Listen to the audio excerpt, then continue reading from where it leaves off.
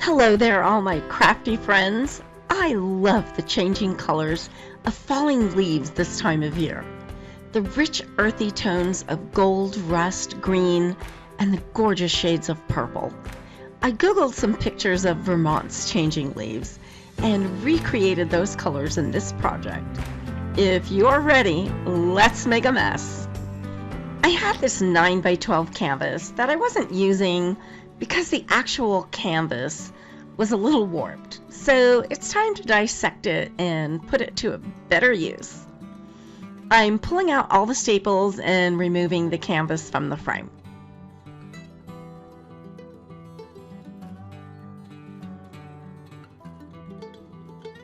I'm giving it a good sanding and wiping it down, and then filling in some deep holes at the bottom inside with some modeling paste. There are some at the top as well, but I'm going to be adding some embellishments that will cover them. This isn't actually meant to be used as a picture frame, but I'm doing it anyway. I'm cutting a board to fit the back of the frame since I'm not using the canvas. It's watercolor board and it's very thick. It's perfect for decoupage because it's meant to withstand water. You can find this at any craft store.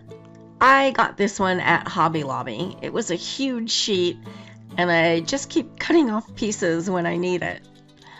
I measured and used my Cricut craft knife to cut it.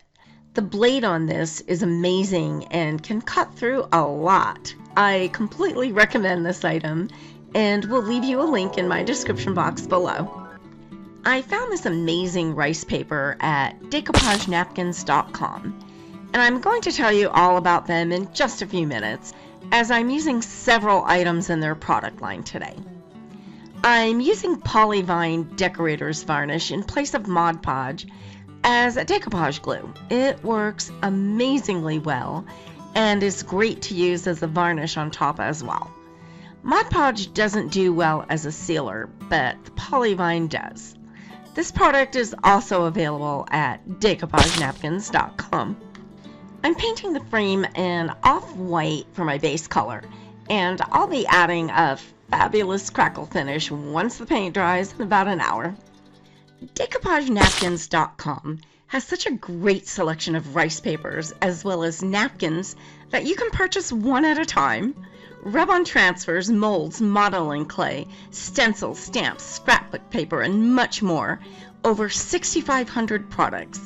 And carry 3 new lines of paint.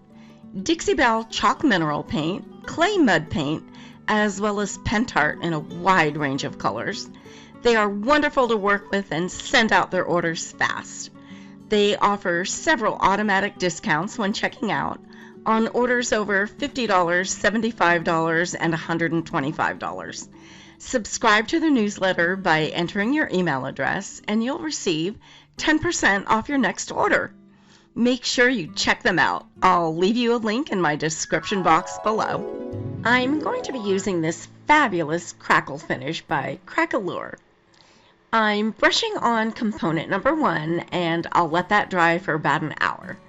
It goes on white and turns clear when dry, but remains sticky, so don't let that fool you. It's a 3-part system developed by Polyvine.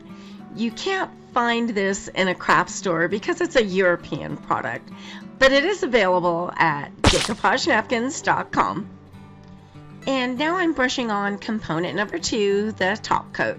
This dries clear and shiny in about an hour.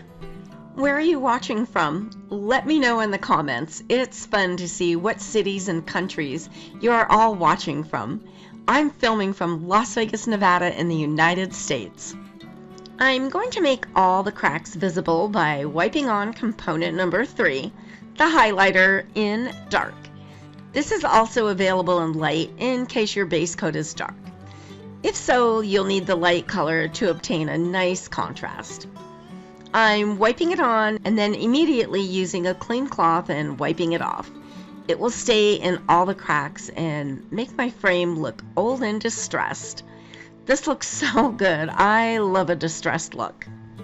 There are some staples on the front of this makeshift frame, but I'll be adding embellishments that will go over them so they won't be seen at all. I used my hot glue gun to attach the board to the back of the frame.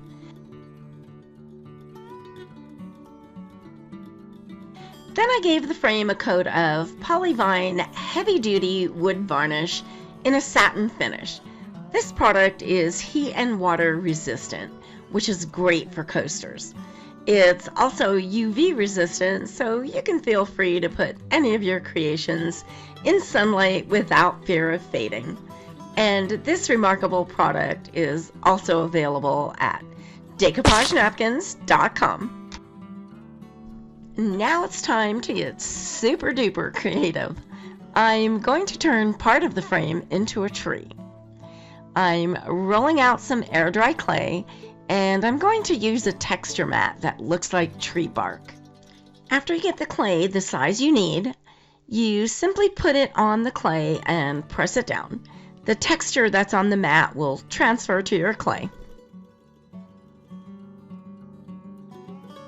I'm peeling it off my silicone mat very carefully. I rolled it pretty thin and I don't want it to break apart. I'm rolling up the clay to make it thicker where it goes over the edge onto the backing. Then over the edge of the frame on the other side. I'm going to make the entire edge of the frame look like a piece of live edge wood.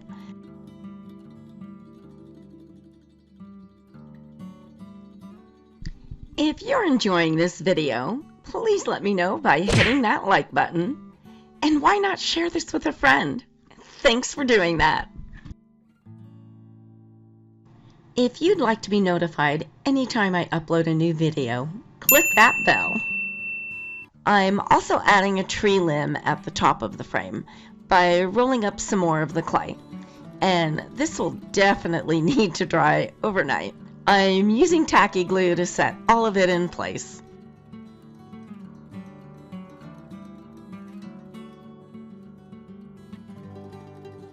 I also added some bark around all the edges of the frame to make it look like a live edge. All the products and tools I use and recommend in my videos have been tested by me. I won't suggest something that I haven't used myself. Also, any of the product links I provide you with are safe for you to click on. All the products and tools I use in this video will be listed below in my description box. Each one has a blue link to make it easy for you to find them. The stairs are for doll houses, but today they are going to be outdoor stairs covered in falling leaves. They were a little bit too tall, so I had my husband cut off 3 of the steps for me. I marked on the frame how far over I wanted the stairs to be. I'm going to glue the bottom to the frame and the top of the stairs to the backing so that they're at an angle. The stairs look too perfect, so I'm going to fix that. I'm covering them in clay so they look like old rickety wooden stairs. I'm using a different texture mold for this. This one has a wood grain instead of the bark. There was a large gap between the backing and the stairs at the bottom because I put the edge on the frame. I put a couple of Jenga blocks next to the stairs to cover the gap. I'm using tacky glue to attach the clay to the stairs, and this will also need to dry overnight.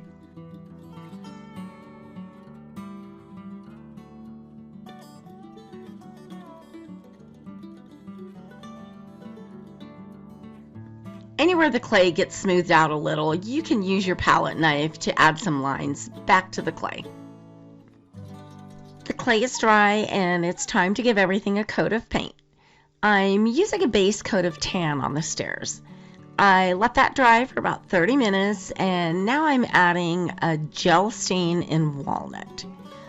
I watered down the stain so it would flow into all the wood grain indentations.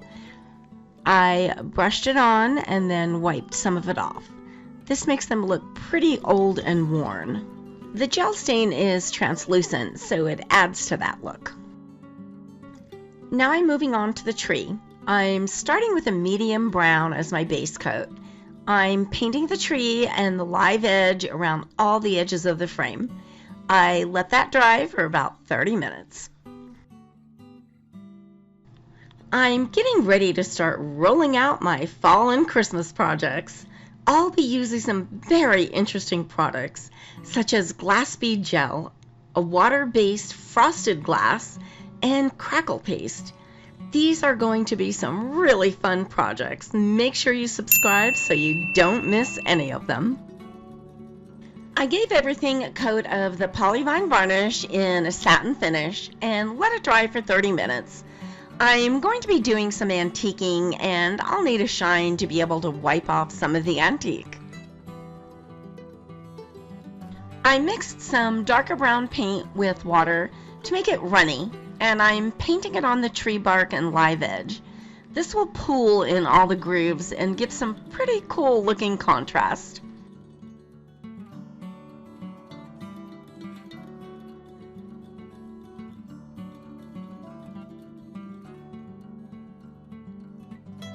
Now I'm going to add some antiquing to everything. I mixed my antiquing medium with water to thin it out. I'm brushing it around the stairs, the tree, and the frame edges. After brushing it on, I'm wiping it off.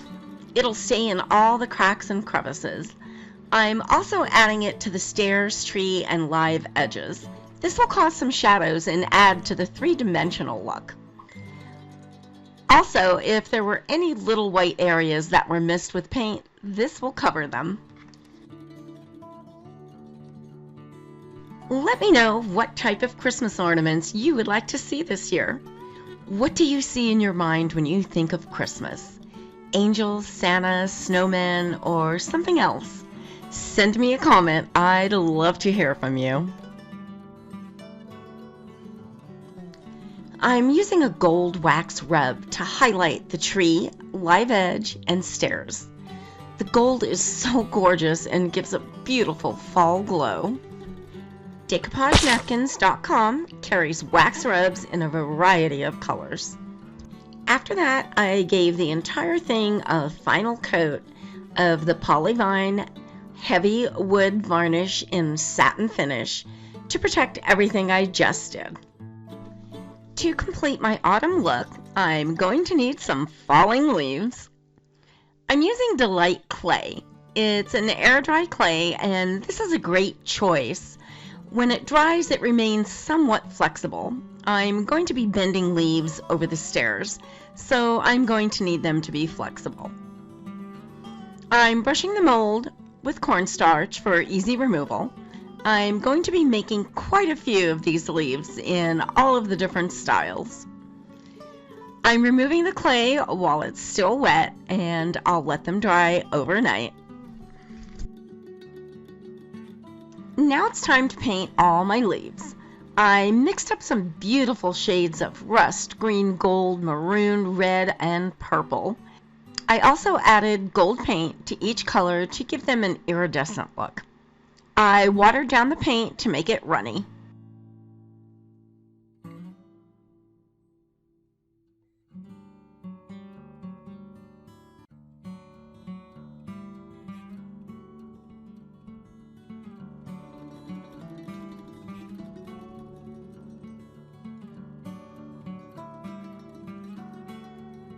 I'm brushing several different colors on each leaf and letting the paint run together.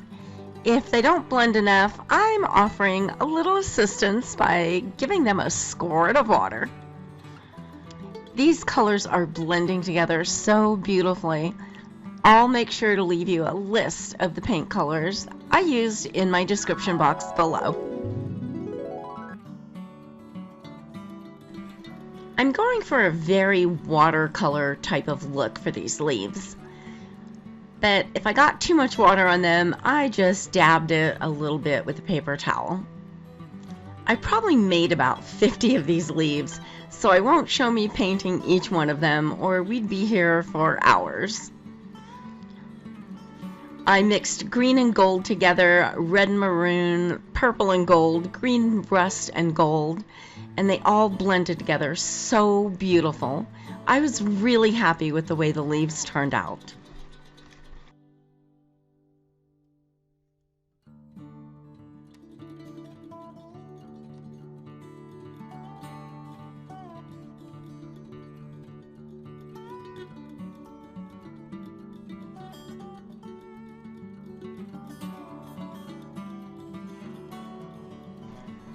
Send me a comment and let me know what autumn looks like where you are. It's chilly here in Las Vegas, but the sun is shining. Our trees aren't losing very many leaves yet. When they do, we don't get all the gorgeous colors like Vermont does.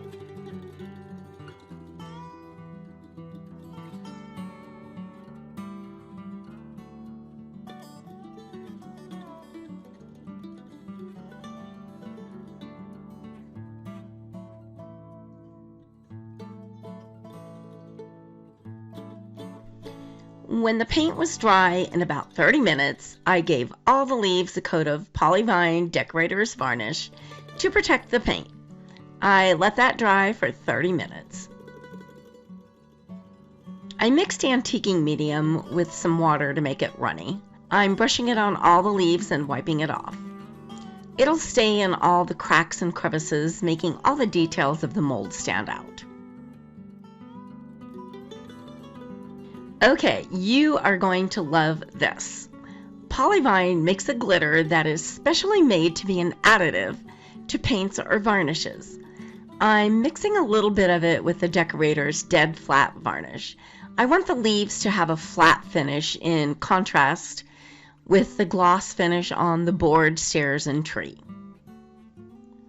I put very little of the glitter in the varnish because I want it very sparsely on the leaves. What amazes me is that even mixed with flat varnish, the glitter shines.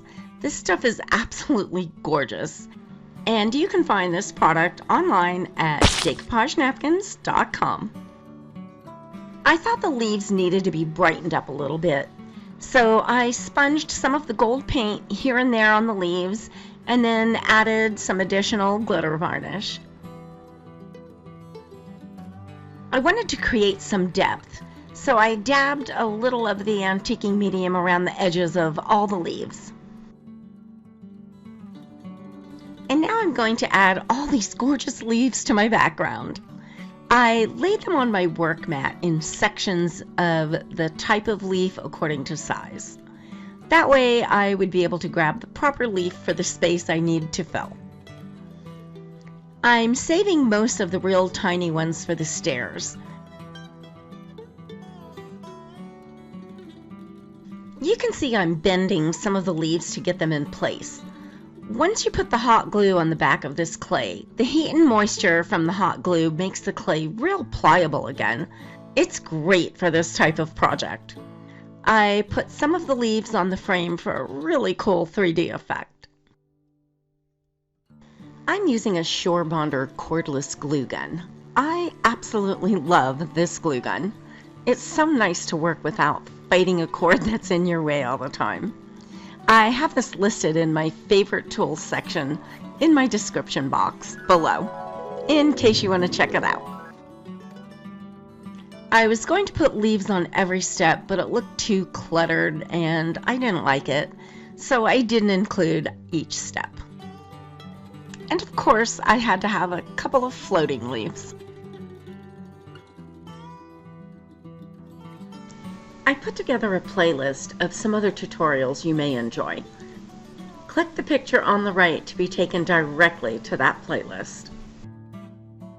Thanks so much for watching, and I hope you enjoyed this video. Don't forget to subscribe by clicking my picture in the top right corner so you don't miss any future videos.